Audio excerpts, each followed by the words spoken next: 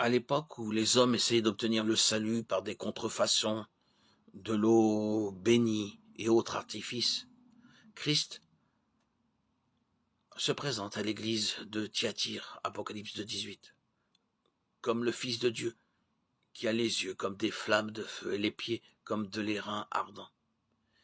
Il dit, regardez mes yeux. En entrant en sa présence, je peux voir le feu de ses yeux, pour ainsi dire.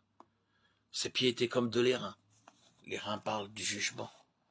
Jean 3,14 se réfère au serpent d'airain.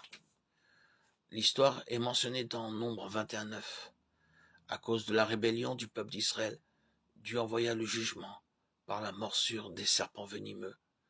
Le serpent Satan trouble l'Église, et à moins que le péché dont il est à l'origine ne soit jugé, nous ne pouvons pas le vaincre.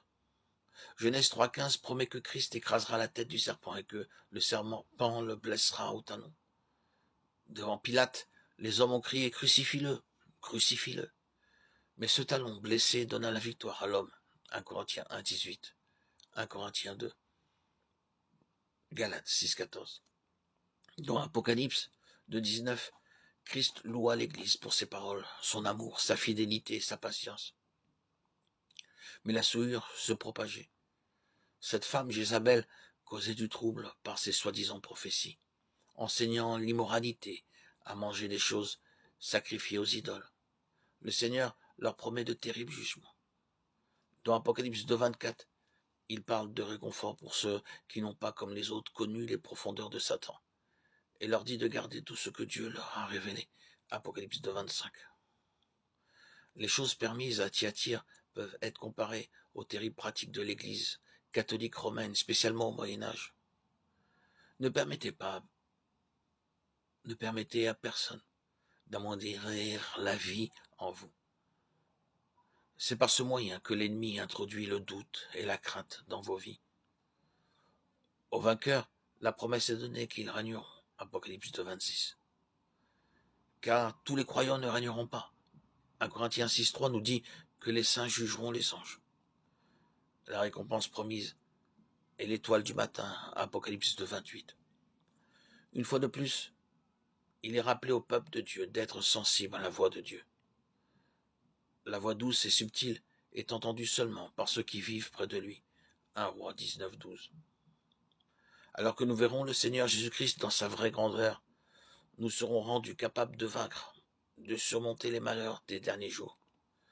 Dans le chapitre 2 et 3, nous voyons se dérouler l'histoire de son Église à travers les âges. Le travail de Dieu ne s'arrête pas, même si les serviteurs meurent. L'amour demeure. La parole de Dieu